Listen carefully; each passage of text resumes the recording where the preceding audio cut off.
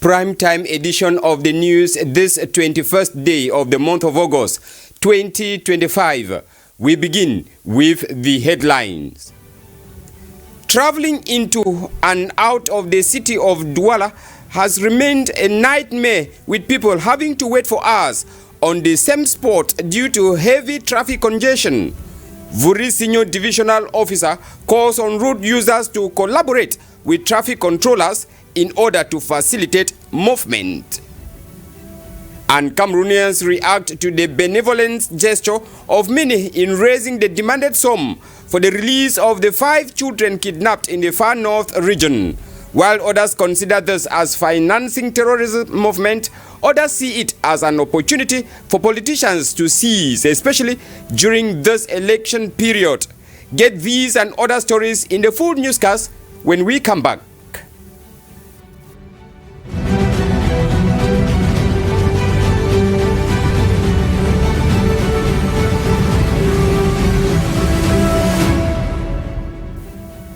Good evening, ladies and gentlemen, and welcome to this edition of the Primetime News. It is Thursday, the 21st of August 2025. My name is Mange Venasius. We begin the news like we heard in one of our lead stories. The Senior Divisional Officer for Vuri Division, Mvogo Siliak Marie, has issued a vital information to all road users and residents concerning the ongoing road and drainage project on the Petrolex Ndobo to Karifu Music stretch of road, that is in Douala 4 subdivision. Let us have a clearer view of this communique in the following report with Rugiatu Buba. With the state of roads and traffic jams at the east and west entrance of Douala, the SEO for Vuri Mvogo Siliak Marie has signed a communique informing road users and the general public alike on the ongoing road and drainage works on the Petrolex Ndobo Karifu Music stretch of road in Douala 4 municipality. In light of the project, significant emergency measures have been put in place to maintain traffic continuity and ensure smooth operation until the completion of the works. The project, executed by the company CHECC, is set to intensify at Karifu Music and is scheduled to last until September 10, 2025. This extensive undertaking involves the construction of hydraulic structures and various road improvements. As a result, traffic regulations have been implemented along the main axis, with 2 deviations established to facilitate the flow of vehicles in both directions, namely from Bikoko to Petrolex Ndobo and vice versa. The communique stipulated that during this critical period, it is imperative for all road users to adhere to the guidelines provided by signs posted in the work zone. Compliance with the directives from traffic regulation agents is essential to ensure safety and minimize disruptions during the construction phase. The SDO for Vuri acknowledges the challenges posed by these necessary works and expresses gratitude for the understanding and cooperation of users, residents, and the general public alike. He emphasized the importance of following the established deviations and traffic instructions, as this collective effort will contribute to the successful completion of the project and the overall improvement of traffic conditions in the area. Let us continue with the societal issues. The high cost of living in Cameroon is pushing many couples to have fewer children, with education, health care, food, and housing expenses soaring, especially in cities like Douala, Yaoundé, Bafoussam, and Bamenda. Families are feeling the strain. According to a report by the United Nations Population Fund, this economic pressure is slowing fertility and could trigger a demographic crisis if the national economy is not revived. Let's have more of that in this report with Rachel Difogang. The rising cost of living in Cameroon is weighing heavily on family choices. More and more couples are giving up on having many children, unable to cope with expenses related to education, healthcare, and food. The household essentials has reached a critical level, reducing the purchasing power of families. This economic pressure acts as a brake on birth rate, particularly in urban areas where housing and essential services are more expensive. Studies conducted by economists and international organizations, notably the United Nations Population Fund, highlight that the high cost of living is becoming a determining factor in the gradual decline of fertility in Cameroon, with long-term social repercussions. Expounding on this reflection, initiated in a 2025 report by the United Nations Population Fund and relayed by the Daily Info Plus Santé, it clearly demonstrates the repercussions of the high cost of living on marital aspirations and, above all, on fertility in many couples. Today, having as few children as possible is becoming an option many households cannot overlook. This measure could in future have more or less harmful consequences on Cameroon's demographic. It is therefore important for the Cameroonian government to reinvigorate the national economy in order to avoid falling into the trap of a demographic crisis. And let us go over to the far north region. The abduction of 5 children from Zigage, that is in the far north region, has reignited fears over terrorism and exposing growing lapses in state emergency response, while citizens have mobilized the sum of 5 million francs CFA in less than 24 hours to pay the ransom. The move has sparked controversy, fueling debate about financing terrorism and political opportunism. Vanessa Shuyong gathered the reactions of some Cameroonians on social media and compiled this report. The abduction of 5 children in the far north region who were passengers on a touristic voyage bus sparked widespread distress among the population. As authorities remained silent, civil society stepped in to raise the demanded ransom. Remarkably, more than 5 million francs CFA was collected in less than 24 hours to secure the victims' release. A former government official, now turned opposition candidate for the October 12 presidential election, Issa Shiroma Bakari, contributed 500,000 francs CFA to the effort. His gesture was met with mixed reactions from the civil society and political observers. On social media, some commentators argued that the 2025 presidential election is driving desperate politicians to take actions that could endanger collective security. Concerns were heightened by the fact that Issa Shiroma Bakari, who frequently presents himself as a statesman, was listed among the contributors. Critics further stressed that anyone who contributed to the fundraiser should be aware that they participated directly or indirectly in the financing of terrorism. In an opinion piece, Steve Farr, a social media influencer, also warned against the dangers of ransom payments. This is not right because paying ransoms does not only save lives today, it directly finances terrorism, it buys weapons, and it encourages Boko Haram to strike again and again, he said. According to him, every franc handed to kidnappers represents a bullet that could kill in the future. Steve Farr also defended the silence of the state and security forces, arguing that contrary to public opinion, which often interprets this silence as negligence, security services may operate discreetly to avoid compromising rescue missions. Meanwhile, Cameroonian comedian Mustiklo Charismatic openly criticized the government's silence and inaction over the kidnappings. While citizens raised more than 5 million francs CFA in less than 24 hours, he questioned the absence of rescue operations, transparency and preventive measures, describing the state as an absent system. This outpouring of solidarity, however, sheds light on the inadequacies of state institutions and the population's growing reliance on itself in times of crisis. And we continue talking about terrorism. The international community observes the International Day of Remembrance and Tribute to victims of terrorism this 21st day of the month of August. This is a moment to honor lives lost and stand with survivors of violent extremism. This was established by the United Nations General Assembly in 2017. Vanessa Shuyong in the following report reminds us of this year's theme, which is United by Hope, Standing Together for Victims of Terrorism. Her report.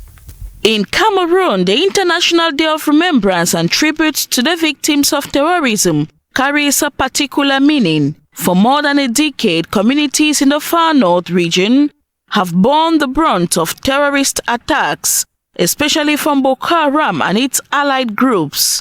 Villages have been raided, markets bombed, and places of worship turned into targets of fear. Thousands of civilians have been killed, while many more live with the trauma of abductions, displacement, and loss. Behind the numbers are faces and stories. Families torn apart in Mayosava, school children forced out of classroom in Logon and Shari, and displaced mothers struggling to rebuild life in camps far from home.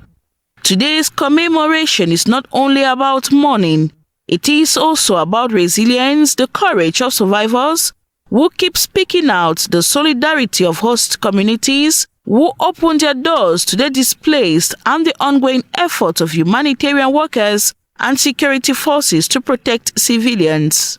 As Cameroon joins the world in remembrance this August 21, 2025, is a call to reaffirm that terrorism in all its forms will never silence the voices of its victims.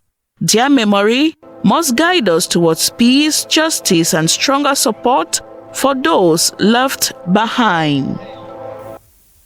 And in a similar situation, let us stand this time with survivors not of terrorism but of natural disaster. We take you 39 years back, 21st of August 1986 to 21st of August 2025, 39 years ago, when over 1,700 people died when a toxic carbon dioxide cloud erupted from Lake News in Cameroon's northwest region. The disaster that claimed lives of both human and animals across News and surrounding villages has left an unforgettable scar as it continues to haunt survivors. Thus was a tragedy that quickly drew international attention, as besides the 1,700 human lives, over 3,000 livestock, as well as birds, reptiles, and insects were killed. Over 4,000 people were displaced from villages around the lake and settled in makeshift camps.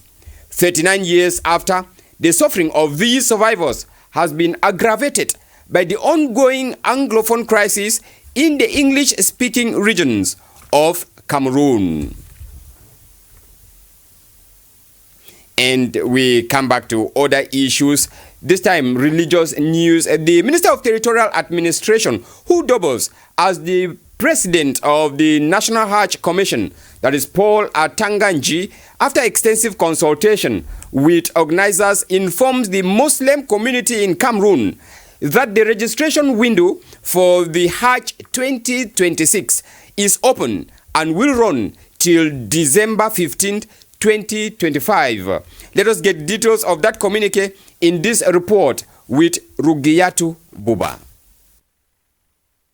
The Minister of Territorial Administration has officially announced the organization of Hajj 2026, emphasizing that registrations will remain open until December 15, 2025. In a recent communique signed on August 18, 2025, Paul Atanganji, who also serves as the President of the National Hajj Commission, highlighted the importance of aligning with the new timeline set by the Kingdom of Saudi Arabia.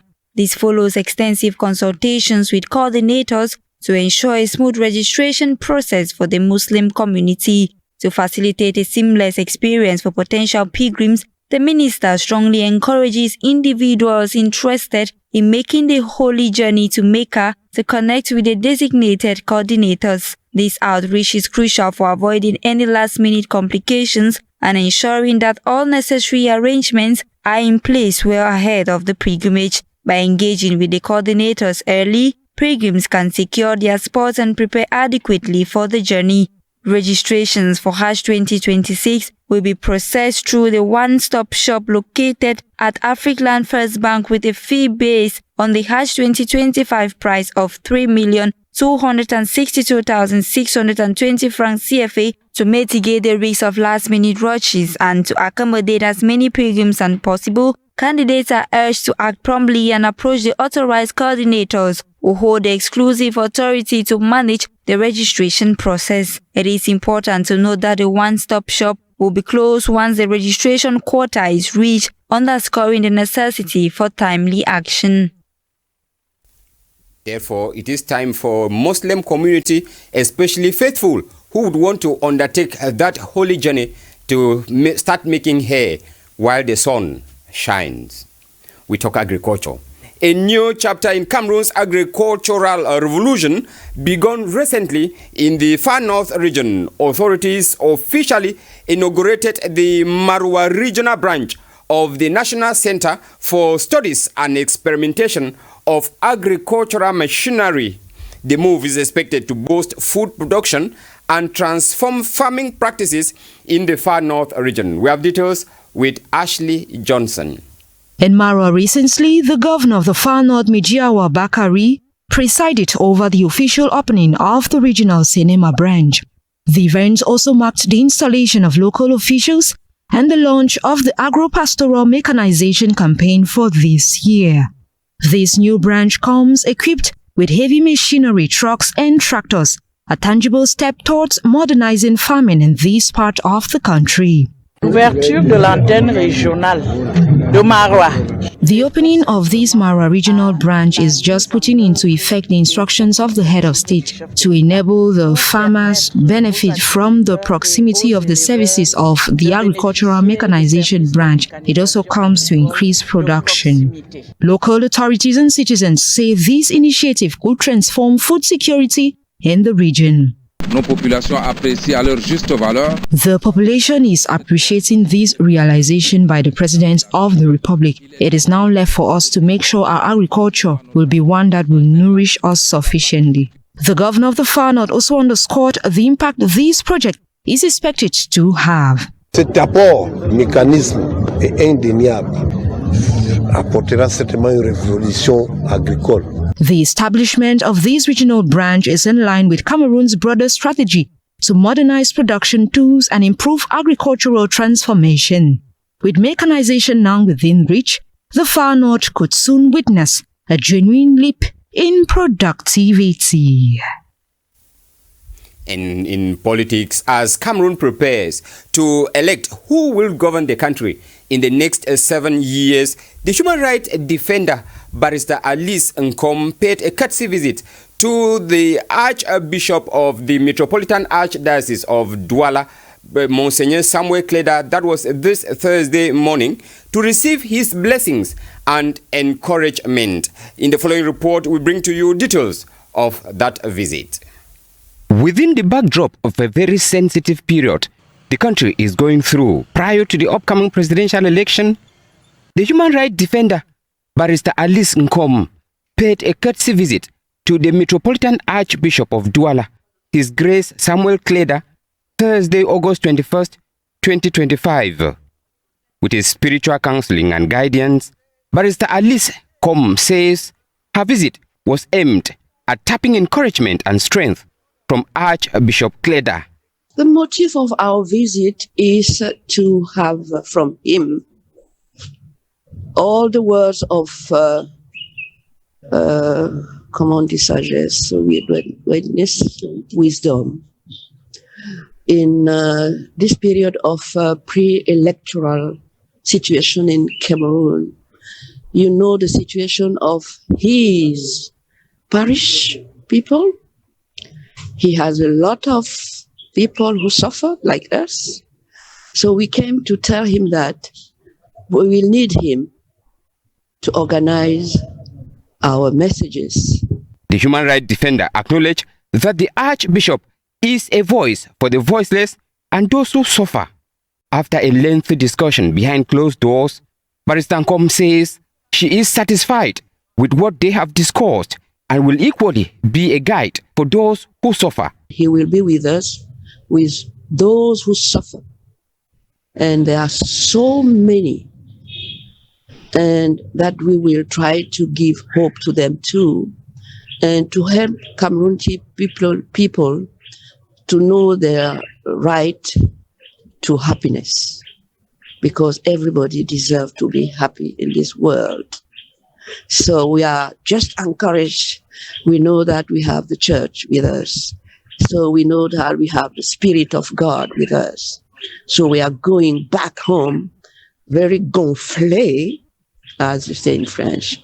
On the issue about a coalition of the opposition, if that came up in their discussion, she was clear.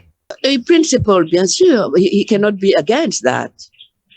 But as a church, as a churchman, a very high-level churchman, he thinks that this can be a good idea. This is what he told us. So we are going to work for that. So this can be, must be true on the field. His Grace Samuel Kleda impacted his paternal blessings on the visitors. From Douala, we move over to the West region. In Buda, the CPDM party house was inaugurated and the town's main boulevard renamed after President Paul Biya in a dual pre-campaign ceremony. Jean Kwete, Secretary General of the Central Committee of the CPDM party, warned local party members against action that could threaten Biya's success in Buda. We have details with Ashley Johnson. The CPDM party house of Bambutos restored was officially received by Jean Kwete, the Secretary General of the party's Central Committee. These works were carried out under the supervision of Minister Emmanuel Nganu Jumesi, head of the Permanent Divisional Delegation of the Central Committee for Bambutos. At the same time, the main boulevard of the town of Buda, stretching over 3 kilometers, was baptized L'Avenue Paul Biya. On the agenda was a series of speeches exalting the achievements of candidate Biya in this division. Nous célébrons des acquis. We are celebrating our victories. Other victories will follow with Biya and his humanist vision and his great works forever timeless. An initiative welcomed by the SG Jean Kwete, who led a strong delegation of the CPDM Central Committee. Ce sont ces bons fruits générés à leur tour par les éclairés et dynamiques de vie des sections de Bambutos, animés et conduits de maître par le chef de la délégation permanente départementale du comité central. After galvanizing the troops for the presidential election of 12 October 2025, Jean Kwete warned certain local party officials about what could prove to be blacklegs of the CPDM in some constituencies of Bambutos. Pour la ville de Buda.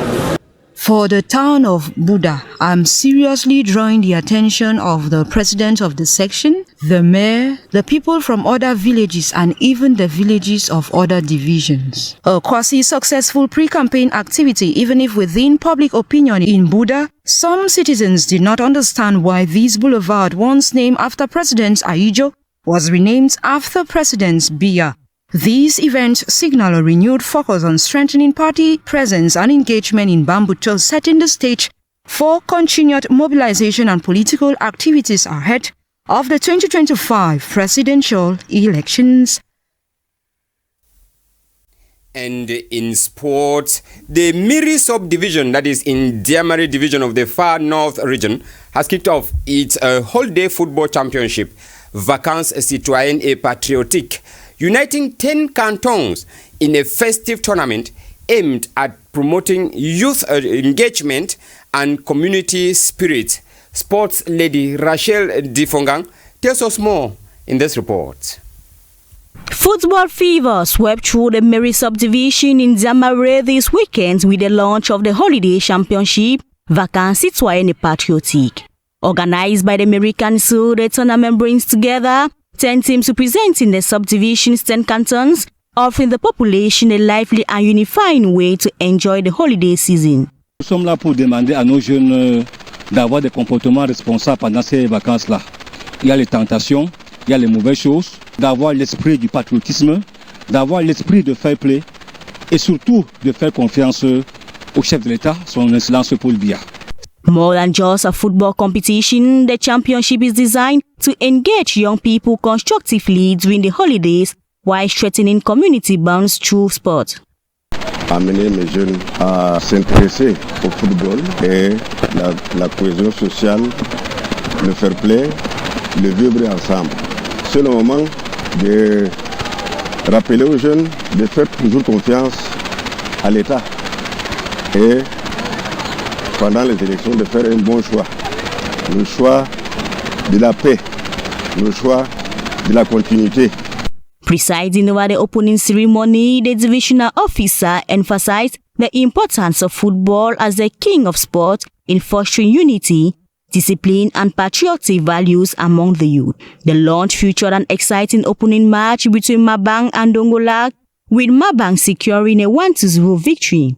The day was also marked by the distribution of sports equipment to participating teams, and festivities concluded in a joyful and celebratory atmosphere. And that is how we saw it in this edition of the news here in Douala, where temperatures for this Thursday evening stands at 27 degrees. Meanwhile, humidity is at 85%. Visibility is 8 kilometers and wind speed within the city of Douala is 12 kilometers per hour. Another edition of the news comes up at 7:45 p.m. in the French language with Ludovic André Malagal, and we will be back again for the last edition for the week. That will be tomorrow, Friday, when it will be 6 p.m. Keep watching programs here on DBS television. Have a blessed evening and goodbye from all of us.